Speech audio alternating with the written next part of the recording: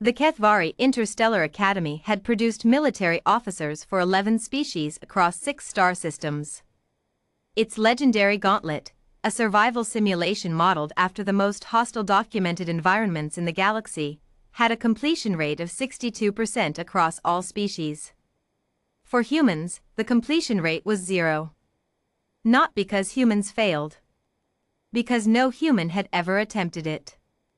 Until today. Commander Kale Veyron stood behind the observation glass, arms folded behind his back, his 4 pale eyes fixed on the preparation chamber below. He was Theron, long-limbed, gray-skinned, built like something that had evolved in low gravity because it had, and he had been running the gauntlet for 19 years. In that time, he had watched 312 cadets enter. He had watched 194 walk out. He had never watched a human. "Cadet Ellison," said Lieutenant Deshuri through the intercom, "you may proceed to the staging area." Below, the human looked up from her bootlaces. She finished tying them, slowly, deliberately, with the particular focus of someone who had been told the knot mattered, and stood up. Veyron studied her. She was unremarkable by any alien metric. Medium height. No enhanced musculature visible through the standard cadet uniform. No secondary eyelids for atmospheric toxins. No reinforced dermal layer. She had brought exactly what every other cadet had brought, a standard survival kit, rations for 48 hours, and a locator beacon she was not supposed to use unless she was dying. "She's going to tap the beacon within the first cycle," said Lieutenant Deshuri, stepping up beside him. "Sir, with respect, the environmental settings are calibrated for Varrex cadets. Mara Ellison she's from Earth. I know where she's from. Earth is classified Deathworld tier. Hostile biosphere, extreme weather variance, apex predator density in the top 3% of cataloged planets." Deshuri paused. "But she's never trained in a gauntlet-class simulation. She's only been at this academy for 7 months. 8, Veyron said. "Sir? She has been here for 8 months." He watched the cadet step into the airlock. "And in 8 months, she has not once triggered the medical bay for exhaustion, injury, or psychological distress. Every other human exchange student in the Academy's history has done so within the first 4. Deshuri had nothing to say to that. The airlock sealed. The gauntlet began. Mara Ellison stepped into the dark. The simulation hit immediately, temperature drop, 40 degrees in under 3 seconds, atmospheric pressure shifting to simulate high-altitude storm conditions. The wind came from the north with enough force to throw a Varrex cadet off their feet. Mara leaned into it and kept walking. Colder than the Appalachians in November, she thought. Windier than coastal Maine. Fine.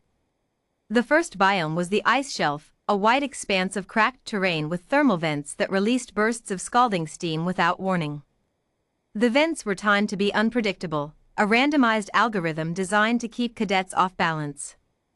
3 Varrex cadets had suffered burns here.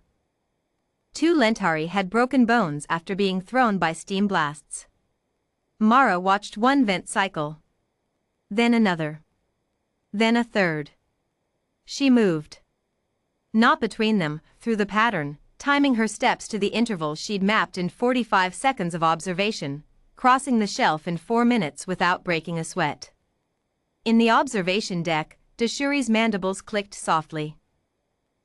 Did she just? Pattern recognition, Veyron said. Humans do it reflexively. They evolved under predation pressure significant enough that environmental pattern recognition became involuntary. He did not take his eyes off the screens. Continue watching. The second biome was the Ashwood, a dense forest simulation modeled after the RIC-4, where the flora was mildly toxic, the fauna simulated by drones, and the air carried particulates designed to irritate non-human respiratory systems. Mara pulled her collar up over her nose, identified 3 edible plant analogues within the first 10 minutes using the field guide she had apparently memorized at some point in the past 8 months, and started building a debris shelter before the first artificial nightfall hit. The drone predators, simulated Thuric razorbacks, circled her shelter twice. She had built it low, with no heat signature elevation, wedged between two root systems that disrupted the drone's ground sensors. They passed without triggering. She's not supposed to know about the sensor disruption technique, Deshuri said. She wasn't taught it, Veyron agreed. She inferred it. How? Veyron was quiet for a moment. Ask her when she gets out. The third biome was where Cadets broke. It was called the Quiet, and it was anything but. A psychological simulation layer ran underneath the environmental stressors, low-frequency sound at subaudible thresholds, designed to trigger isolation anxiety in social species. Combined with 40 hours of accumulated fatigue, sensory overload from the previous biomes, and the knowledge that the exit was still hours away. 45 cadets had tapped their beacons in the Quiet. More than in any other section. Mara sat down in the Quiet, ate half a ration bar, and looked at the simulated sky. Veyron watched her on the thermal feed. She was not pacing. She was not hyperventilating. Her heart rate, displayed on the biometric overlay, was 61 beats per minute. Resting rate. What is she doing? Deshuri asked. Veyron studied the feed. The human had tilted her head back. Her eyes were open. She was just sitting there. In the dark. In the manufactured silence designed to make cadets feel the crushing weight of being alone in a hostile universe. She looked almost peaceful. I believe, Veyron said slowly, that she is resting. Deshuri stared at him. Humans have a cultural practice. Sitting outside at night. They find it calming. He paused.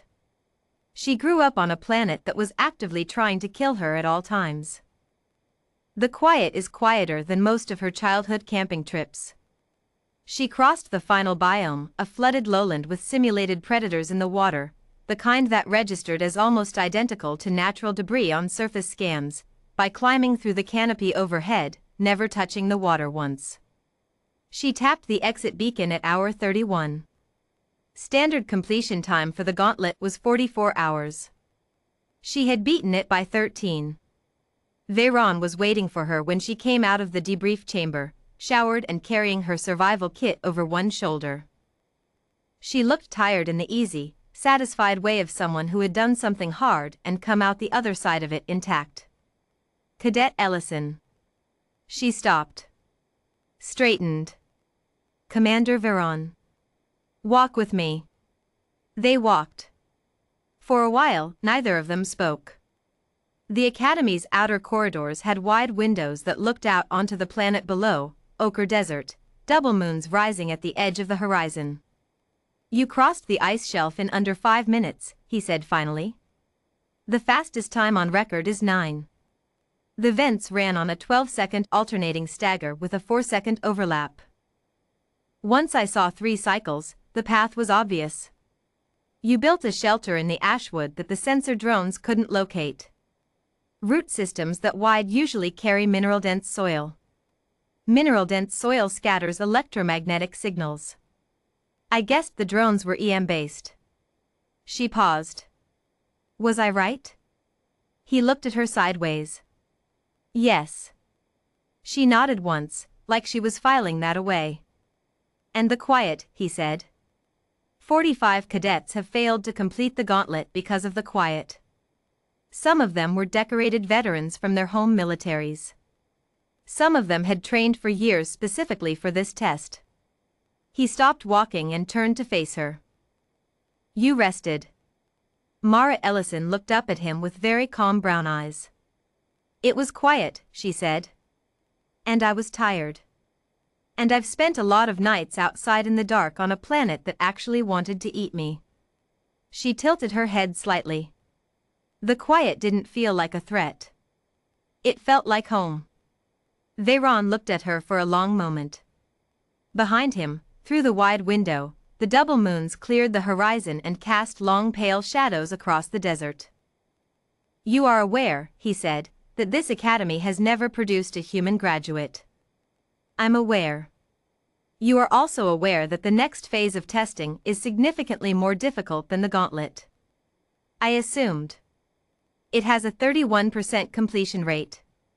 Mara Ellison picked up her survival kit, adjusted the strap on her shoulder, and looked at the moons outside for just a moment before she looked back at him. Good, she said. I was starting to get bored.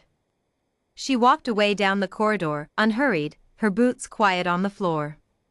Commander Cale Veyron stood at the window for a long time after she had gone. Then he pulled up his datapad and began revising the difficulty parameters for Phase 2. It seemed only fair to give her a real challenge.